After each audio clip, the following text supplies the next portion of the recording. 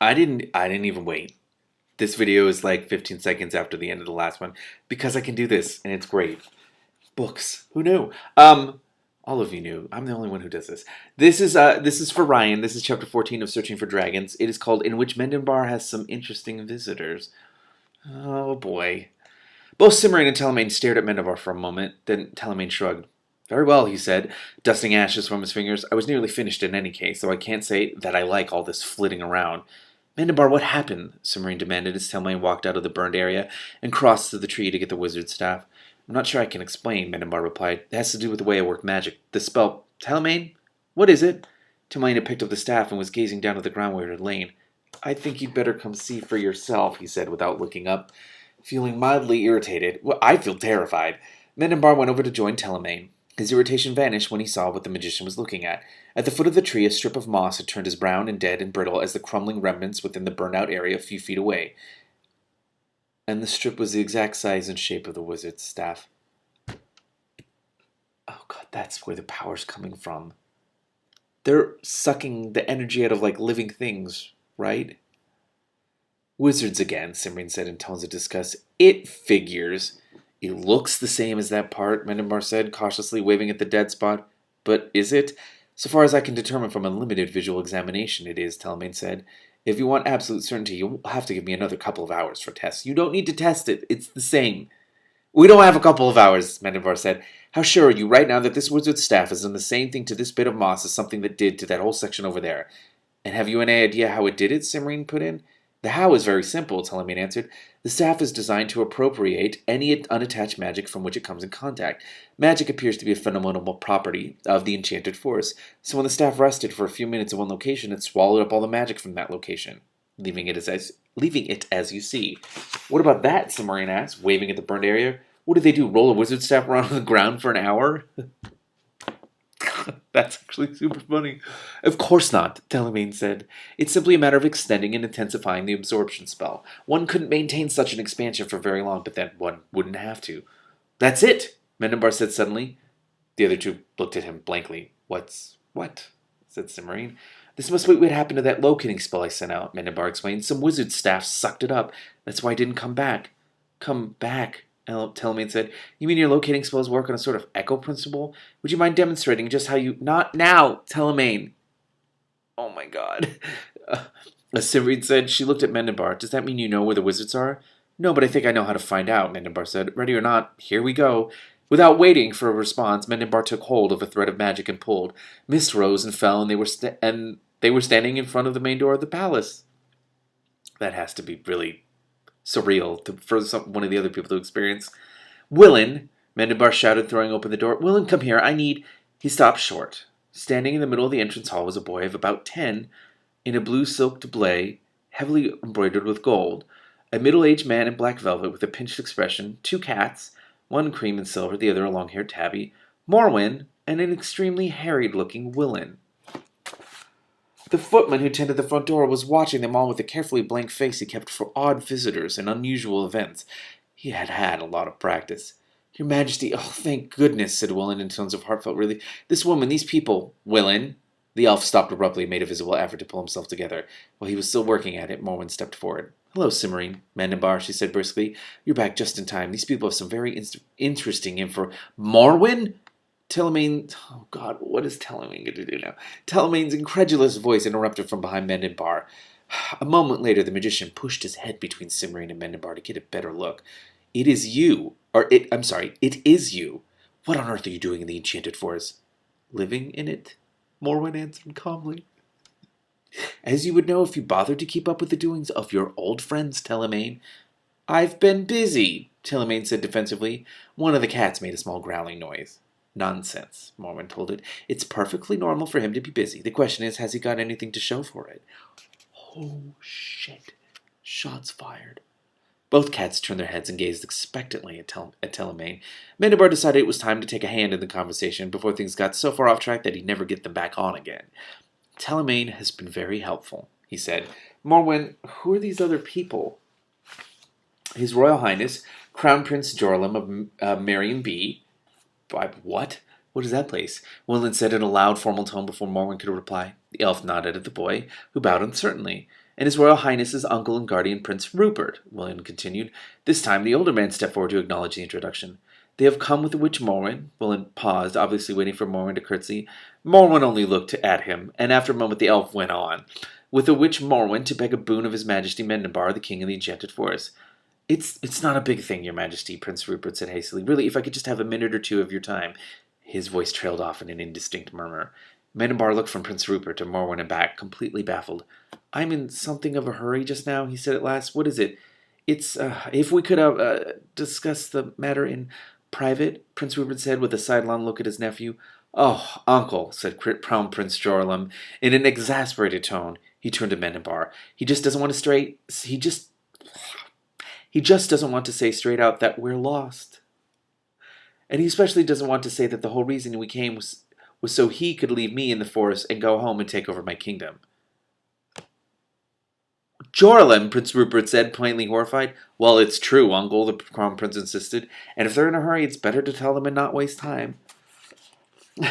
Meow, one of the cats agreed emphatically. That's what it says, M-R-O-W. That's how cats make sounds. They don't spell it out, actually. They don't do that. Morwen, Mendenbar said, hoping he did not look or sound as confused as he felt. The ginger-haired witch shook her head and peered sternly over the top of her glasses at Prince Rupert. You, sir, are here to tell these people your story with as little shilly-shallying as you can manage. You'd better get started or I shall be tempted to do something drastic. Like what? Said the Crown Prince, greatly interested. Could you turn him into a toad? I could, Morwen said repressively, but I won't. Not yet, anyway. Provided he starts talking. Isn't that a bit severe? Tillermaine asked, frowning. You wouldn't think so if you'd been dealing with him for the last 2 hours, Morwen said. Cimmerian stepped forward and gave Prince Rupert a perfectly charming smile. Perhaps it would be best if you told us your story, she said. Ah, yes, of course, Prince Rupert said, rubbing his hands against each other. It's because of that stupid club Uncle joined, said Crown Prince Jorlum helpfully. Tell them, Uncle. What club is that? Cimmerian asked. Oh boy. Prince Rupert gave her a hunted look. The Right Honorable Wicked Stepmother's Traveling, Drinking, and Debating Society, he said, and sighed. I've been a member of the Men's Auxiliary for the past 15 years. That would be for wicked stepfathers, Mendenbar guessed, wishing the man would get on with it. Yes, though we don't get many of those, Prince Rupert said. Mostly it's wicked uncle. You can even join on expectation, if you're not an uncle yet. He sighed again. That's what I did. I never really expected to be an uncle at all. Rosanin, she's my sister, was under a curse for 100 years, and I thought I'd be dead when somebody finally broke it and married her. So you joined this club, Cimmerian prompted, and it was wonderful. Prince Rupert's face lit up, remembering the places we went to, and the wines, and the discussions. It was everything I dreamed. Only then a smart aleck prince figured out a shortcut and broke the curse, and he and Rosanna got married and had Jorlum here. And then the two of them left on some silly quest or other and put me in charge of him. It isn't a silly quest, Jorlum objected. It's a matter of vital importance to the future of Marienby. You can see my problem, Prince Rupert said earnestly. If I don't do something really wicked soon, I'll get kicked out of the club. I only have until sunset tomorrow. There's an actual club. There's an actual men's auxiliary. Oh my god. I want to go to the actual one, not the men's auxiliary. Take me to the other one. Actually, okay, I'm sorry. So you brought Crown Prince Jorlum to the Enchanted Forest intending to abandon him here, Mendenbar said. Actually, it was my idea, the Crown Prince put in. After the other thing didn't work out, we needed to think of something fast. Other thing? Said Telemaine, fascinated. Prince Rupert looked embarrassed. I hired a giant to ravage a village by the eastern border. He was supposed to show up yesterday, and I was ready to send the documentation into the club when I got a letter of resignation. When I got a letter of resignation saying he'd quit that line of work and wouldn't be coming. Oh, shit. Oh, that's amazing. Mendenbar and Cimmerian exchanged looks, and I'm sure their looks were like, oh, shit. Did he say why? Cimmerian asked. No, just that he'd done enough pillaging from one giant, thank you all the same, and now he was going to try something new. So I said Uncle Rupert should abandon me in the woods, Jorlum said. That's much more wicked than hiring a giant, isn't it? And I'd have to get some adventures, too. Or I'd get to have some adventures, too, instead of sitting at home while Mother and Father are off on their quest.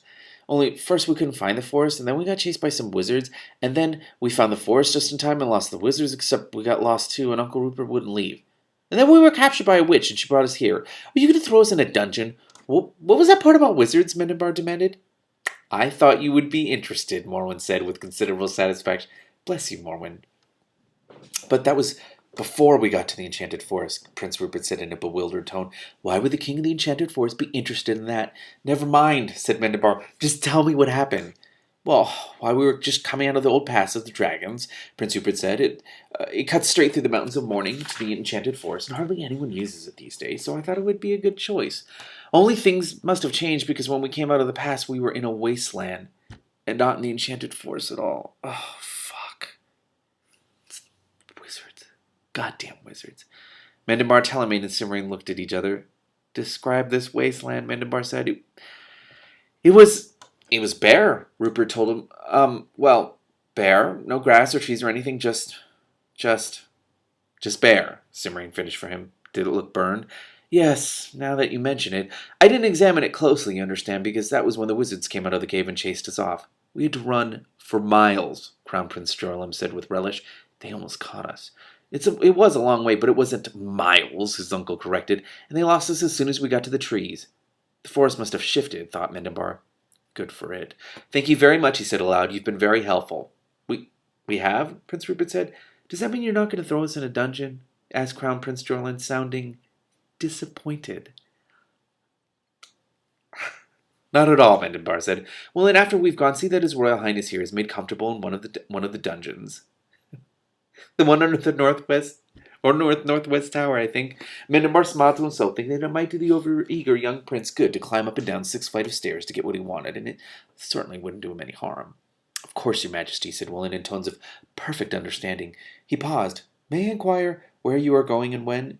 To rescue the king of the dragons, Mendenbar said, and as soon as possible.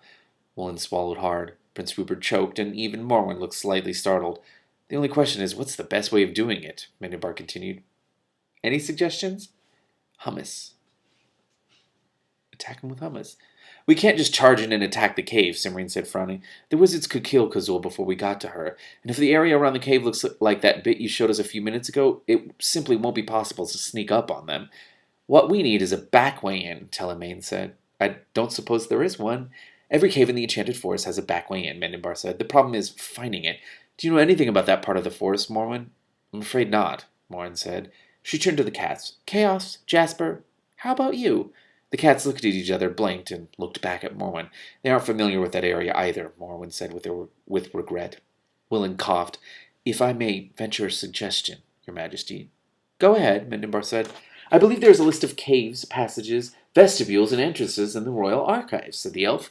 Would you care to examine it? Immediately, Mendenbar replied. I might have known you'd have a list somewhere with the right information, Willin. I should have asked you at once. The elf bowed deeply, looking very pleased. I shall bring it without delay, Your Majesty, he said, and whisked off down the corridor. I like that. I like that because, like Mendenbar, it's not that he didn't respect Willin, but he just didn't accept him as playing this role, and now Willin gets to be who he wants to be. He likes being his assistant thingy, whose name I forgot. Anyway, hey, cried Crown Prince Jorlem, are you going to fight the wizards? Can I come? Yes, we are, and no, you can't, Mendenbar told him. We were going to be locked in the dungeon, remember? But a fight with wizards is much more interesting than being locked in a dungeon, Jorman complained. I want to watch. Maybe so, Cimmerian said, but that's how it is with the dungeons. You weren't supposed to get a choice about whether you're going to be locked up in one, This was evidently a new idea for the young prince, and he did not look happy about it. But nothing, Mendenbar said. I'm the king, and I say you go to the dungeon instead of fighting wizards, and no argument. It's like he's his dad. Yes, said Morwen, we have much more important things to argue about, such as how to get rid of the wizards once we find them. Buckets, said Cimmerian. Lots and lots of buckets. And soap and lemon juice. Where do you keep your buckets, Mendenbar? Around somewhere, Mendenbar said vaguely. I'll have someone bring us a few. Can the 3 of us carry enough buckets to get rid of all the wizards? 4 of us, Morwen said. The cats yowled. Yes, I know, of course you're coming, but you can't carry a bucket of soapy water, so for purposes of this discussion, it doesn't matter, she told them. The cats gave her an affronted look, turned their backs, and began making indignant little noises at each other. That sounds exactly like every cat I've ever known. It's beautiful. I'm going to make another video and keep reading.